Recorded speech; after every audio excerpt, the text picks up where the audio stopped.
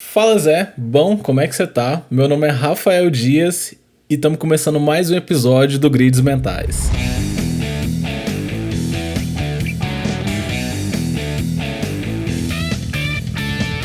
Cara, e hoje estamos com a presença ilustre aqui, né, mano, do Rafael Valaperde. Falei o nome certo, Rafa? Falou. É Vala perde. Quer dizer, tem gente que fala perde. Eu não sei direito porque eu acho que esse nome foi registrado errado. Então não tem muito esse negócio do Já jeito perdeu a certo, não. identidade, já. É o jeito que foi. O Rafael Valaperde, ele é diretor criativo e artista 3D na Light Farm Studios e sócio-diretor na Unhind School. Falei certo? Exatamente. É só título isso aí, né, cara? É só nome. Na verdade, a gente faz um monte de coisa. E complementando aqui a mesa hoje, Gabi Trevisol. Fala, Gabi. Fala aí, galerinha, tudo certo? E o Thiago Souza. Fala, Thiago. E aí, pessoal, tudo tranquilo com vocês? Beleza? Então, cara, hoje a gente vai falar um pouquinho sobre o mercado 3D, como que funciona aí o mercado dos artistas 3D. E trouxemos aqui o mestre, né, Rafa? O Rafael é simplesmente o cara aí de um dos maiores estúdios Começamos de com dois pés na 3D. porta já. Começamos já, o primeiro convidado do Grids e já é o cara monstro aí. Pô, Rafa, que isso? Rafa, conta um pouquinho pra gente, mano, como é que foi sua jornada aí no 3D, como é que você chegou, onde você chegou aí, cara? Quando você começou até quando você deslanchou. Cara, história comprida, cara. Deixa eu ver como é que é o jeito legal de resumir isso aí. Podcast não tem limite não, relaxa. Não, tranquilo. Eu acho que é tipo assim, no começo, eu acho que eu sou um moleque muito comum no sentido de que eu gostava de desenhar, né? Essa é a história mais comum da galera que trampa com arte, alguém gostava de desenhar Sim. e tal. E eu me amarrava nisso. E um dia eu topei com essa coisa da computação gráfica. Um colega da minha mãe me mostrou o Illustrator na época. Eu vi aquilo, eu falei assim, meu Deus, isso aqui é o futuro, me amarrei. E aí, beleza, vi aquele troço ali, ficou. E tem um diferencial que me jogou na arte, que os meus pais, eles eram donos de uma locadora de videogame. E na época, eu sou uma criança cagona, na época, os jogos vinham com manuaizinhos de instrução, cara. Então, eles pegavam os jogos e guardavam os manuais e botavam o jogo para alugar. Então a gente fez caixas e mais caixas de manuais de jogos. Então o meu começo na arte foi aí, assim, eu gostava de desenhar e ficava ali olhando aqueles manuais o dia inteiro, tentando copiar um desenho, fazendo esse tipo de coisa. E aí, acho que foi assim o início, né? Porque eu comecei a gostar de arte. Aí dá um skip logo pro futuro, teve essa história do Illustrator e eu não sabia direito, eu sabia que eu gostava de arte, mas eu não sabia direito que eu ia trabalhar com isso. E aí, na época de fazer faculdade, assim, minha mãe foi e falou assim, cara, então, o que você vai fazer? Eu não passei para faculdade pública, então fiquei assim meio sem saber o que fazer na época. Aí minha mãe falou, você vai fazer o quê, cara? Vamos fazer uma faculdade? Eu falei, mãe, vamos então fazer uma faculdade. E aí eu comecei a fazer design, que é o que eu achava que tinha mais a ver, mas eu nessa época nem pensava em coisa de 3D, não. Eu já tinha uma noção bem vaga de computação gráfica, mas eu comecei mesmo pensando no design, assim, porque era meio que a galera ia escolhendo, não tinha muita perspectiva. Uhum. E aí, cara, depois da cagada de ser filho de dono de locadora de videogame, eu dei a cagada de, na faculdade, tinha um pôster da Globo pedindo pra pegar estagiários, sabe? Eles estavam a fim de fazer os novos estagiários lá. E, cara, que mal tem, né? Eu peguei, vou mandar o meu. E na época eu tinha minha DeviantArt, fazia umas ilustraçõezinhas e tal. Não era nada muito grande, mas já tinha ali alguma coisa de desenho legal. E isso é uma coisa engraçada, eu uso até hoje. Essa DeviantArt tá ativa e tem trabalho de quando eu tinha, sei lá, 13 anos de idade, 14 anos de idade. Caraca! Eu usava o DeviantArt pra louco, pegar a mano. imagem pra fazer montagem, né? Porque eu comecei lá em 2012, 2013, eu usava o DeviantArt pra pegar as imagens. Era meu banco de imagem. É isso. DeviantArt era muito maneiro. Foi ali que eu comecei mesmo a arte digital. Era fazendo arte, mostrando pra galera, fazendo uma criticazinha, recebendo bastante crítica. Acho que foi meio que a semente. Mas aí eu consegui. A galera lá da Globo chamou, e isso foi muito legal, porque depois eu fui entendendo o tamanho da sorte que eu tava dando, porque esse processo que eles fizeram foi o processo mais maneiro que eu já vi de estágio, porque eles pegaram e fizeram assim, vamos chamar gente pra caramba aqui pro CPP. O CPP era o núcleo de computação gráfica, lá do Projac. E, Da hora. cara, quando eu cheguei lá, tinha uma galera, assim, brutal. E depois eu fiquei sabendo que eram 2.800 pessoas que foram cadastradas para fazer a primeira fase. E aí eles foram fazendo, tipo, umas dinâmicas, assim, e encolhendo. E no final sobraram 12 pessoas, e eu era um deles. E aí foi quando eu realmente tive o primeiro contato com computação gráfica, cara. E foi muito bacana, porque eles fizeram um esquema que era assim, o departamento tinha 70 pessoas, então era uma cabeçada, assim, trampando em diversas frentes diferentes de computação gráfica, né? E eles fizeram um esquema de rodízio, onde cada estagiário ia ficar com alguém, aí depois ia trocar, ia ficar um tempinho, depois ia trocar. Aham. Isso fez com que a gente tivesse uma gama animal de aprendizado. Você ia ver um pouquinho de cada tipo de trabalho. E, naturalmente, as pessoas iam se identificando mais com as coisas que gostavam.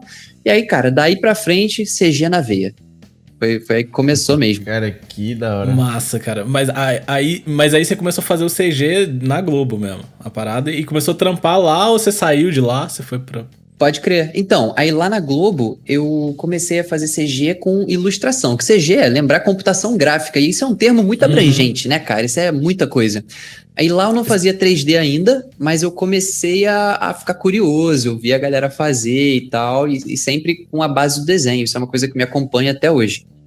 E eu fiquei lá na Globo por 1 ano e meio, mais ou menos, e tinha um camarada lá, teve um tempo que eu comecei a já ficar meio, entendi como é que é aqui, já não estava vendo muita perspectiva de continuar crescendo lá dentro. E aí tinha um camarada lá que foi trabalhar num estúdio, que na época eu conheci através dele, que se chamava Platinum FMD. E a Platinum, cara, os caras são um estúdio aqui do Rio que é precursor em fazer fotomanipulação digital, ou seja, os caras misturavam fotografia, 3D e estoque, numa época que ninguém fazia isso, sabe, nos anos 90. Putz, então eles arrebentaram, cara, ficaram mega bacana. famosos, e quando eu conheci, já era um estúdio mega renomado. E nessa época a minha pira foi, eu tenho que melhorar a qualidade do meu trabalho, eu tenho que ficar bom, eu tenho que ficar bom. E na Globo tinha uma característica, a galera lá é muito boa, mas era uma característica mais pastelaria, era muito rápido, era muita coisa diariamente. Que agência mesmo. Meio que agência. Muito, cara, os caras fazem novela e não sei quantos programas, é muita coisa. É tudo acontecendo muito rápido, né? Aham. E aí, cara, eu entrei numa noia que eu queria entrar lá, comecei a encher o saco do cara, perguntei se não tinha vaga, eu fiquei em cima, até que um dia rolou. E aí eu fui para esse estúdio e fiquei trabalhando lá foram o quê? Foram uns 3 anos de jornada na Platina. E lá foi onde eu comecei a fazer 3D, porque o time era muito menor, eu saí de um lugar que era um departamento de 70 pessoas para um departamento não tinha um departamento, o estúdio inteiro tinha 12 pessoas, sei lá. O departamento era uma pessoa. Cada pessoa um departamento. E lá eu tive a sagacidade, assim, porque eu vi, poxa, aqui eu consigo aparecer mais, digamos assim. Então, eu já estava interessado em 3D, falei, vou começar a estudar 3D. E lá eu comecei a estudar, enchi o saco da galera que já fazia, perguntava, mas, sei lá, em mais ou menos 1 ano, assim, eu ganhei protagonismo lá como artista de 3D. E aí ficou mesmo esse tipo de coisa. Mas passaram-se os anos e conforme eu falei, né, tipo, deu uns 3 anos assim, lá eu conheci o meu atual sócio, que é o Milton, e ele também trabalhava lá, ele era manip.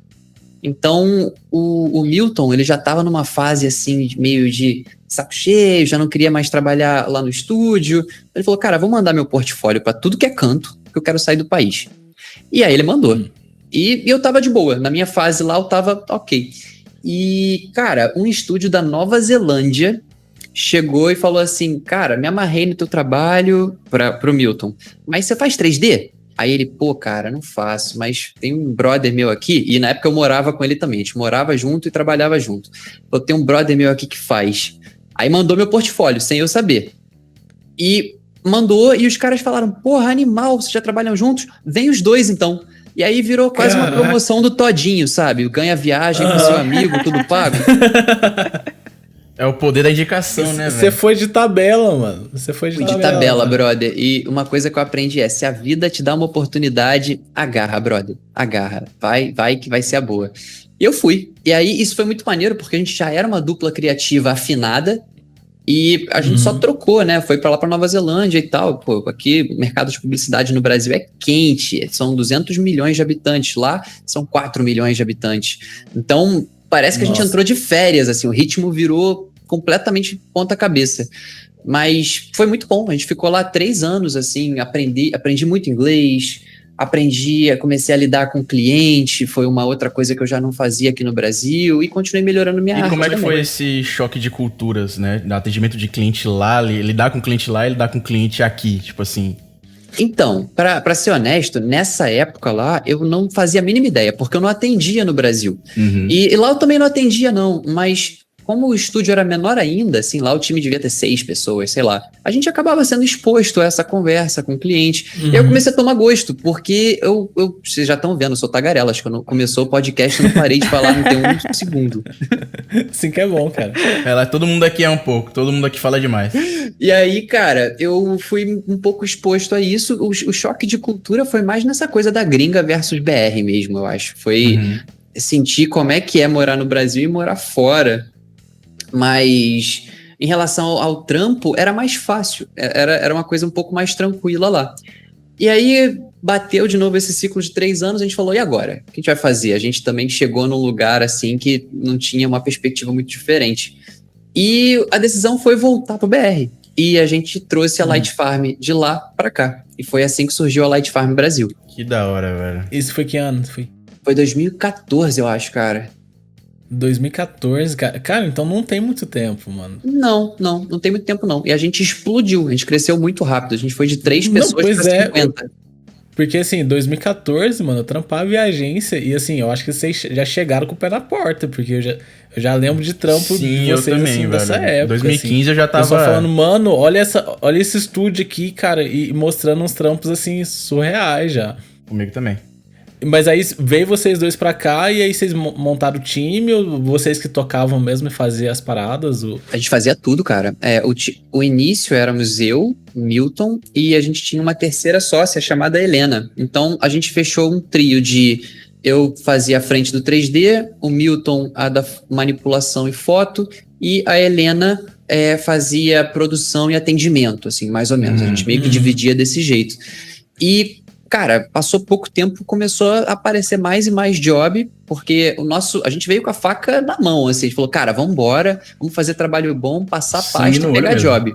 E sangue no olho. E rolou rápido isso. Então, conforme foi rolando, a gente foi agregando gente, começou a chamar.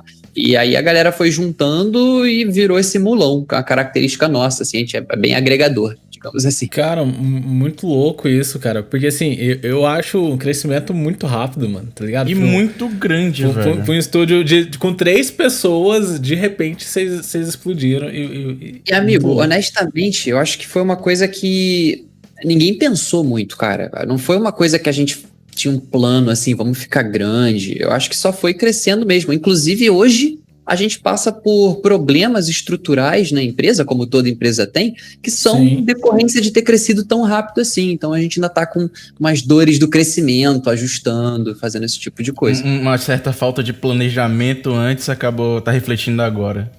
Total. Ô, Rafa, muito massa, cara, sua trajetória, assim, sua história sensacional, mas eu quero falar do job, mano, eu quero falar do 3D. Tô sentindo o Rafa inquieto e assim, ó, tá só esperando o momento pra poder falar. Vai, agora, pelo amor de Deus. Nossa, cara, eu tô doido pra ele me falar, porque, assim, antes, no papo que a gente tava tendo aqui, antes de começar a gravar, eu tava falando do job da salsicha. Da salsichinha dançando. Cara, eu sou muito curioso pra saber a história por detrás desse trampo, mano. Eu, inclusive, depois, eu acho que eu vou até deixar lá no Instagram o vídeo pro pessoal se ligar qual que é. Mano, conta aí pra gente como é que é. Que loucura foi essa? Vou te explicar. Quando a Light Farm começou, a gente não fazia animação. A gente fazia só print, né? Então, rapidamente a gente já falou, tá, mas vamos fazer animação também e começar a crescer para outras coisas.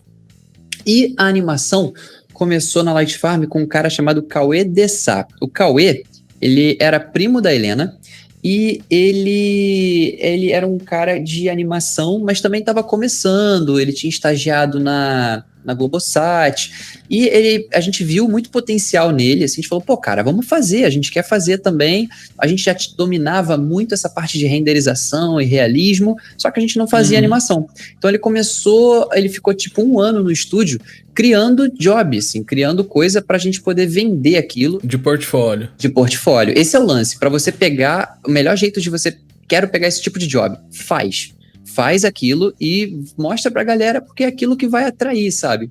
Isso é até uma dica pra pessoa de segmento. Eu quero trabalhar com game. Cara, vai fazer game. E aí uma hora, eventualmente, a coisa começa a fluir pra você. O que eu ia falar é que não adianta você não ter portfólio, você não tem que mostrar, a pessoa vai falar, cara, eu quero fazer animação. Tá, cadê seu portfólio de animação? Não tem. Não E rola. o pessoal fica com esse preconceito com um projeto fictício também, né? Tipo, fica se propondo ali a fazer só o que os clientes mandam, quer pegar game, por exemplo, como você falou, mas não faz um projeto fictício voltado pra isso. Exatamente, cara. E é aí que você se desenvolve, né? Então, a linguiça, na verdade, foi um dia, eu tava assim, trabalhando, e aí o Marcel, que é manipulador no estúdio, cara, coisa horrível que eu vou falar aqui agora, mas desculpa, tá, gente? Eu tava trabalhando com o cotovelo, assim, fora da mesa, e aí ele foi passar e ele arrastou o pinto no meu braço, assim, no cotovelo, sabe? E eu tirei, assim, o braço e falei, maluco, que isso, cara? Para de me linguiçar aí.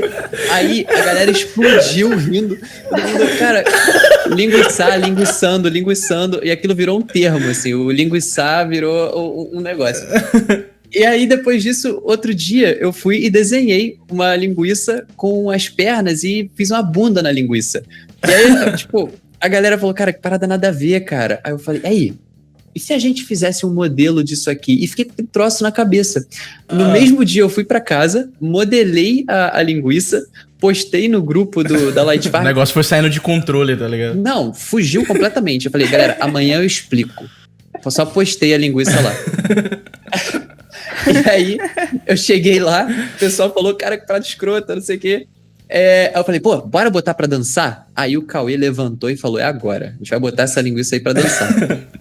E aí ele rigou a linguiça e, sei lá, rapidamente a gente fez esse projeto, cara. É um dos projetos que foi mais viral nosso, assim. Acho que tem mais de 12 milhões de views. Cara, eu sou viciado, mano. Velho. Eu sou viciado nesse trampo, mano. Tudo isso porque o Marcel linguiçou meu braço, cara. É muito bobo.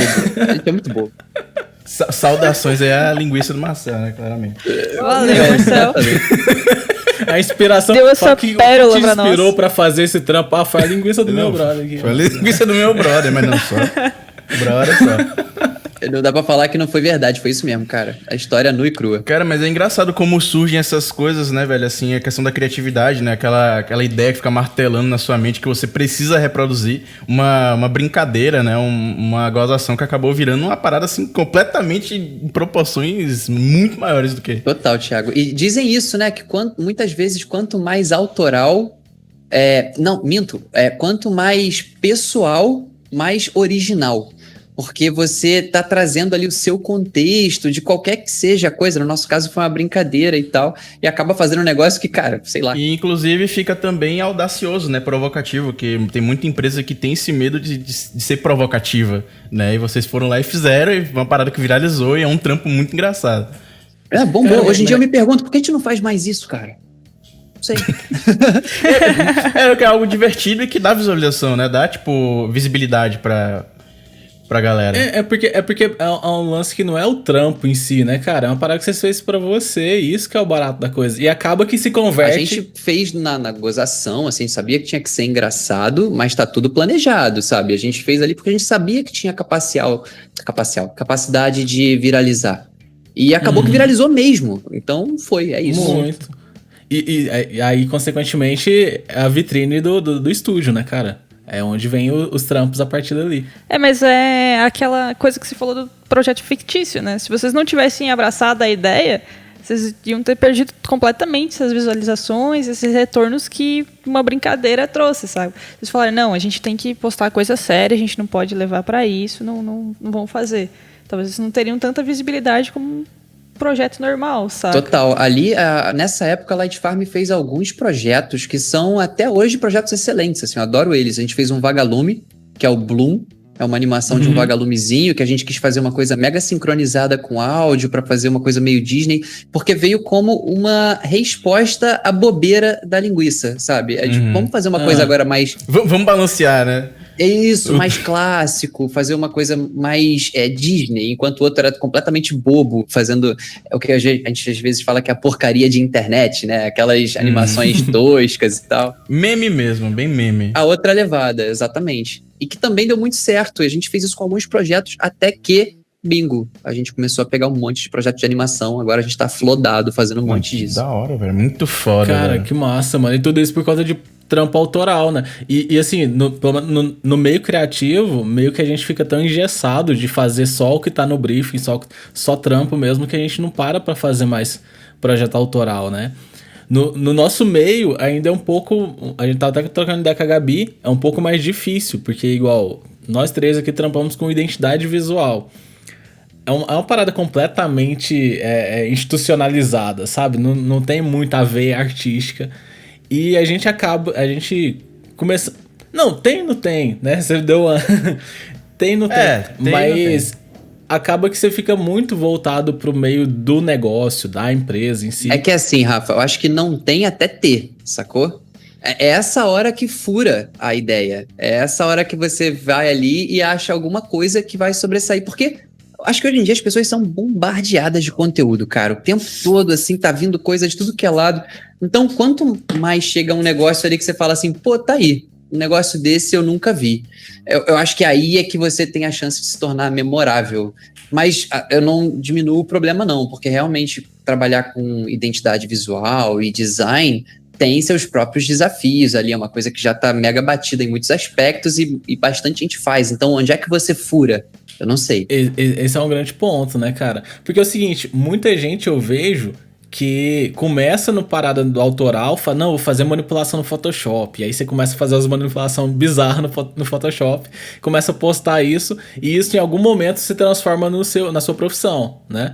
E aí você fala, cara, beleza, mas chega um momento, pelo menos foi o que aconteceu comigo, chegou um momento que isso não me sustentava como designer. E aí eu precisava de uma parada mais... que me desse um sustento, né? É como se o mercado tivesse te doutrinado, vamos dizer assim. Entendeu? E aí esse lado artístico meio que você vai deixando de lado, assim, saca? E é uma parada que eu vi que você, igual você falou, cara, eu dei uma sorte do caralho de entrar de cara já nos projetos que te impulsionam como artista, né? Mas te falar, galera, eu acho que tem um equilíbrio nessa brincadeira, porque essa coisa de fazer as animações autorais pra começar a pegar trabalho depois, a gente fez a mesma coisa com Steel. Se você olhar o portfólio da LF no início, tem várias imagens viajandonas, assim, tem a sereia, tem um astronauta com um buraco negro, assim, uma viagem muito doida, mano. que acabou atraindo um monte de trabalho doido também. A gente é um estúdio que tem essa característica de fazer uns trabalhos viajandões na maionese. Mas não se engana, a gente também fica flodado de caretice, é normal. Então a gente tenta achar um equilíbrio aí, de vez em quando soltar uma doideira, mas a gente vive o mesmo desafio, a gente pensa como é que eu furo de novo a bolha, sabe? Porque dá um tempo você já tá fazendo só a doutrinação. Talvez do eu vou mercado. lançar um pão pra completar a salsicha, talvez. É, tipo isso. Cara, mas é isso, eu sinto que assim, o mercado de artista 3D... às vezes ele vai para um caminho mais que foge um pouco do convencional, do designer gráfico em geral, que é o cara que tá na gráfica, é o cara que tá na agência, é o cara que tá hoje que tá fazendo post para as redes sociais, que é a grande maioria, assim. E acaba que, na nossa perspectiva, parece um mercado mais elitista, assim. Você acha que o mercado 3D é um mercado das elites, assim, ou não, cara? É um mercado que... Boa pergunta. Eu acho que o mercado de 3D talvez tenha essa perspectiva aí, porque quem fazia no passado estava muito em evidência e era muito caro e era pouca gente. Só que hoje em dia é o contrário disso. Eu acho que vai flodar, já tá flodado. Todo mundo pode fazer 3D, cara. Então, eu acho que se tinha essa coisa da elite, já foi batido. Eu acho que hoje em dia 3D é quase que essencial e vai estar complementando o trabalho de todo mundo. Na iniciativa do Unhide, por exemplo, eu costumo falar muito isso, de tipo, vou ser um designer, vou ser artista 3D, ou você é um cara que faz animação, cara, eu acho que você tem que fazer tudo, porque a interface é cada vez mais fácil. Antigamente a galera fazia luz negativa para fazer sombra no objeto, sabe? Era uma coisa maluca assim. Hoje em dia você coloca a luz ali e acabou, brother. Ele simula tudo, ele faz bounce, ele te dá GI realista.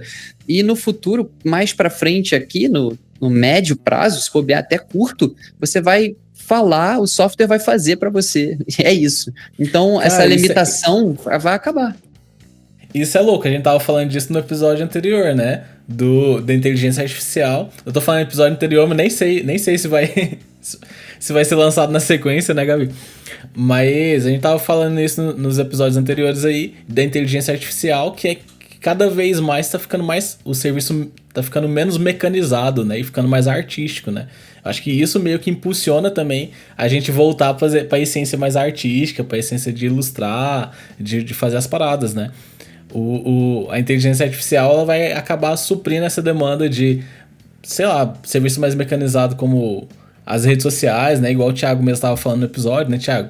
O quê? Das redes sociais. Da demanda de redes sociais, que é cada vez mais vai ser mais automatizado, né? Não, com certeza. Até porque já é um serviço que está ficando muito industrializado pelas próprias agências e até por outros designers que fazem pack para vender, enfim. Acaba ficando uma parada bem industrializadora mesmo. Não é engraçado isso? Que a rede social começou com uma quebra, né? Tipo, você tinha mídia exclusiva, aí rede social. Pô, então agora eu falo com uma pessoa que, caraca, que maneiro. Você tá muito mais próximo ali de quem você é fã, de quem foi e pasteurizou o troço todo também, né? Já automou tudo. E agora meio que voltou a ser a mídia tradicional, né? Vamos dizer, a rede social agora meio que é a mídia tradicional, meio que uma parada meio louca, assim. Muitas pessoas estão quebrando o mesmo padrão, acaba que rola essa igualdade de novo, né? Tipo, o contexto ele fica igual de novo. A gente pode usar o exemplo próprio inglês, né? Que tava falando aí, que foi na Nova Zelândia e tudo mais. Aprendeu inglês, né? Melhorou o teu inglês.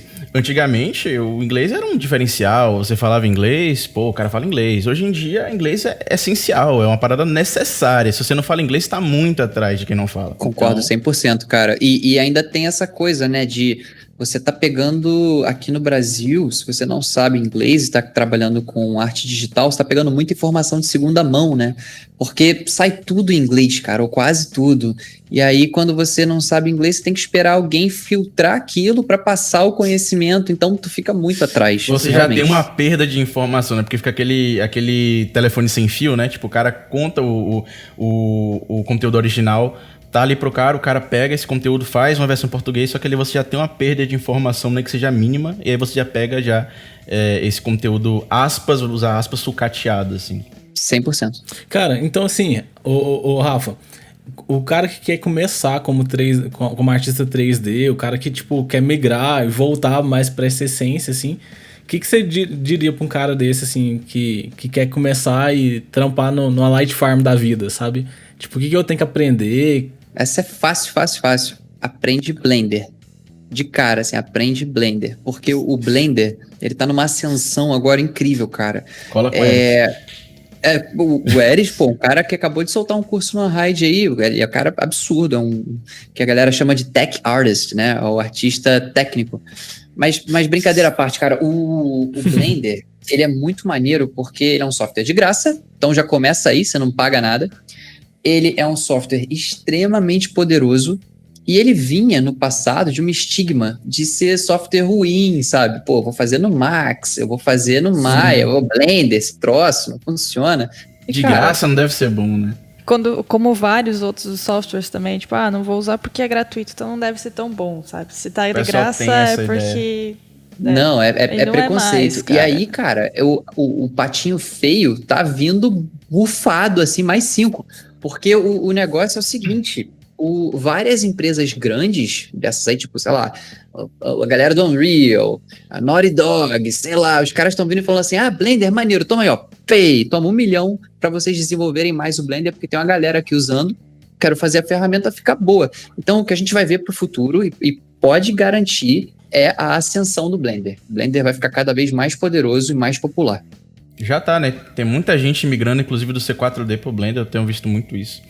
Você sabe que quando a interface fica preta é porque ficou louco o negócio. Exatamente. E o negócio é que, tipo assim, nesse caso que você mencionou aí, eu acho que o cinema 4D ainda tem bastante vantagem na parte de motion, porque os caras, eles foram geniais na ferramenta de MoGraph deles, que é o Cloner. Então, eu tava conversando com o Dalai, que é o cara que tá coordenando o desenvolvimento atual do Blender, Dalai Felinto, aqui do Rio de Janeiro também. Olha que doideira, ó. O cara carioca fazendo a coordenação de desenvolvimento do Blender. Caraca. Eu cheguei pra ele e falei, Dalai, vem cá, senta aqui comigo, que eu vou te mostrar o que é o puro suco do motion. E aí você vai falar pra mim como é que a gente faz isso acontecer no Blender. E aí, cara, eu aluguei o cara ali. Eu mostrei tudo, porque eu também sou usuário de C4D. Eu já usei Max, Modo, C4D, um monte de software diferente. E aí eu fiquei ali destrinchando com ele o que era bom. E ele ficou ali, pô, maneiro, cara, maneiro. E beleza, foi embora. E aí depois eu fui falar com ele, e aí, Dalai e tal, pô, vai rolar um negócio desse? Aí ele, cara, fizeram a brincadeira ali direitinho. O negócio é brabo. E realmente, os caras fizeram um lance ali que tá em outro nível. Mas nada que o tempo não resolva. Eu acho que o Blender vai chegar lá também. É porque o Blender, ele tá tipo assim, o que eu vejo pelo menos é que ele tem uma pegada bem generalista, né? Ele é bem bom em muitas coisas, por exemplo, modelar. Dá pra você fazer um sculpt muito legal no Blender, só que ainda não é uma parada tão nível ZBrush, né? Não é uma parada tão... Porque o ZBrush, ele realmente é um software de escultura digital, e eu acredito que o C4D também tem essa pegada de, tipo, o motion nele é muito mais interessante do que o próprio Blender. Cara, mas isso é uma característica que eu vejo muito nesse mercado 3D, que é o seguinte, não dá pra trampar com software só, né, cara? Os caras... É um pouquinho daqui, um pouquinho dali, um pouquinho daqui. Parece que não é igual, sei lá, o mercado do design gráfico eu posso fazer no Illustrator e Photoshop e tá massa. Não, você vai pegando um pouquinho de ZBrush, um pouquinho de Cinema 4D, um pouquinho de Blender pra montar. Acaba que isso meio que também dificulta um pouquinho, né, velho? Você tem que dedicar um tempo miserável ali pra aprender o software, né? Aumenta o nível que você precisa pra poder ser um profissional de destaque dentro do mercado do 3D. É, porque os trampos... E tem muito software mesmo que o mercado acaba fazendo essas aglutinações, porque cada software acaba fazendo uma parte melhor, e isso representa, no final das contas, um projeto melhor. Então, a galera vai acabando fazendo esse tipo de coisa. Mas isso é bom, sabia? Eu acho que a área de 3D... ela se desenvolve nessa velocidade porque ela é um mercado muito competitivo, mas muito mesmo. O Blender tá chegando aí dando uma rasteira na galera, eu acho que todas as empresas de software devem estar bem preocupadas com isso, né? Do modo que o Blender tá se popularizando e de forma gratuita. Então, talvez no futuro a gente vá ver uma coisa igual acontece agora com a Adobe e o Photoshop, com o Blender e 3D, sabe? É, pode ser. Fé. E, cara, uma coisa que, assim, ficou na minha cabeça, uma pergunta que eu queria fazer, voltando um pouco naquele ponto da elitização do 3D, né? E o que você me diz da questão do consumo desses serviços pelas empresas? Porque a gente, pelo menos, eu digo assim, como um todo, né? Donos de empresas, designers, enfim. A gente tem esse estigma de que só empresa grande ou empresa com um orçamento muito bom consegue consumir um 3D, né? Empresas assim bem reconhecidas, como a Globo, a Heineken, enfim, empresas nacionalmente conhecidas. E o que você acha a respeito dessa elitização por parte das empresas? Eu acho que não tem elitização, pelo contrário, eu acho que agora a gente está vivendo a bruta popularização do 3D. E não tem... Cara, 3D é um campo, galera, que é realmente o trabalho do futuro, assim, em muitos aspectos. Por exemplo, eu não vejo campos que não se beneficiariam do poder de visualizar. Porque é isso que o 3D faz. Ele te dá a capacidade de visualizar antes do negócio existir. Arquitetura, medicina, game, filme, cara, tudo que tem o poder de visualizar, áreas de biotecnologia, enfim, é um campo extremamente vasto. E eu acho que vai aparecendo cada vez mais uso do 3D para que aquilo tudo aconteça. Então, eu acho que assim, definitivamente não tem elitismo do 3D, tem a popularização e vai ficar cada vez maior isso, de forma que a demanda, as pessoas se acostumam com isso. No passado, por exemplo, a Platinum, eu via isso. Alguns clientes ficavam assim, não vamos fazer em 3D não, vamos fazer foto. Por quê? Porque 3D não fica realista. Hoje em dia, tudo 3D, cara. E a galera quer fazer 3D porque, pô, vou alugar um estúdio lá, vou botar o carro, vou ter que chamar não sei quem. Faz o cara ali, cara. O cara na máquina dele pega o CAD, carro realista. Tá aqui. Acaba que sai mais barato até, né? Sai mais barato que você alugar uma locação, câmera, parará. Prova disso é o próprio... Vou citar o Eric de novo aqui, porque eu tenho ele no Facebook, acho o cara muito foda.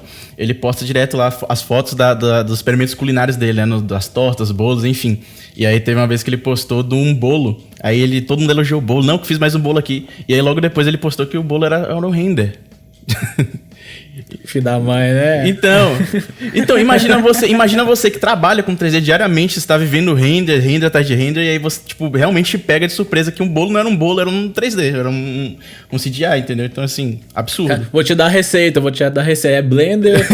É Blender, um pouquinho de ZBrush aqui, aí depois você gratina um pouquinho ali no C4D e tá pronto. E ó, outra parada, galera. Tá cada vez mais fácil também, tá? Não é só que fica mais popular, mais acessível e a demanda é maior. Então, não posso reiterar mais esse negócio de que 3D Já foi, né, velho, essa ideia. Bacana, velho. É que, querendo ou não, hoje em dia, você consegue ter acesso a mais coisas de uma forma mais fácil do que antigamente, né? Antes era mais complicado você conseguir, por exemplo, um tutorial de Blender, um tutorial de cinema 4D, cara, era complicado você achar, você tinha que folhear muito e teria que estar empenhado. Muitas vezes você tinha que aprender na unha como fazer, testando e errando. Hoje em dia, até na nossa própria área, está mais fácil esse acesso, né? Tá mais aberto para o povo. Então, acho que realmente, a partir de agora, com mais curso, com mais informação liberada, quem realmente quer entrar no mercado de 3D vai conseguir de uma maneira até mais simples do que antes, porque já vai ter algumas coisinhas, tipo assim, eu fiz e deu errado, então não faz isso, escuta meu conselho, né? Não, já vai total. Ficar isso. Tem uma parada sobre isso. Hoje em dia a gente tem esse boom de acesso de informação, né? Então, cara, tipo, onde antes tinha escassez, agora tá flodado. E como é que eu escolho o que daquilo ali é relevante, sabe? O que é um bom tutorial, o que não é? Essa é um pouco da nossa missão no Unhide. A gente tenta pegar gente que trabalha com o negócio e colocar lá dentro e falar, tá, o que é a tua sacada, sabe? Como é que você usa essa ferramenta aqui para fazer o teu dia a dia mais fácil? E a gente faz um pacotão disso para que a galera que está começando agora já comece na boa e sempre com uma perspectiva de fundamentos, porque acho que esse é o problema do profissional de 3D hoje em dia, se fosse colocar assim, largadão, é que, beleza, tem muita gente mexendo no software, mas tem pouca gente estudando composição, tem pouca gente com um modelo bem feito, com anatomia maneira. Os fundamentos estão ficando um pouco mais capenga, porque é muito fácil você só colocar ali o nome do programa no YouTube e ficar matando tutorial um atrás do outro, sabe? É muita ferramenta e pouca teoria. Eu tava olhando a Unhide, mano. Cara, vocês pegam os trampos de verdade, os trampos reais, assim, e esmiuça a parada, vai mostrando detalhe por detalhe. Eu achei sensacional, mano. Você não encontra esse tipo de conteúdo, sei lá, na internet, no YouTube, jogando no YouTube, assim.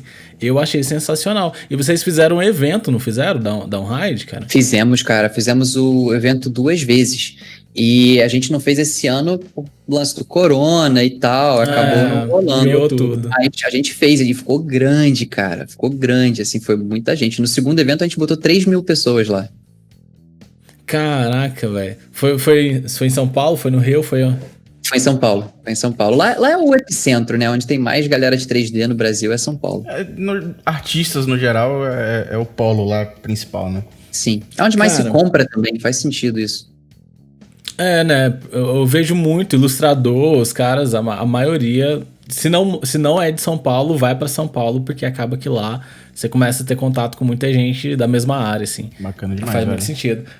Mano, então assim, pra fechar, cara, o moleque hoje, ele precisa focar num campo específico do 3D, assim, pra conseguir entrar no estúdio, ou vai fazendo um pouquinho de cada coisa, vai na loucura aqui? Cara, boa pergunta. É muito relativo isso. Eu acho que, do mesmo modo que eu falei que dá pra dissolver muito essa coisa de, sou designer, sou artista 3D, sou animador, acho que você pode ser um pouquinho de tudo. E, naturalmente, acho que você acaba tendendo um pouco para aquela coisa que você gosta mais, né? E ali você se especializa um pouquinho. Mas, cara, se no passado, a geração dos nossos pais a galera tinha muito uma cultura de especialização, onde, cara, o cara é mega especializado nisso aqui, ele é um puta profissional. Eu acho que a gente já tá vivendo e vai viver cada vez mais a era das sinergias. Que é tipo, beleza, o cara é fodão nisso, mas ele é fodão nisso também. E aí, essa junção aqui torna essa pessoa verdadeiramente única. Eu acho que quanto mais a gente pensar assim, melhor, sabe? Como é que você consegue diferenciar o seu trabalho pelas especializações que você tem? A minha esposa, eu sou casado com uma professora de história.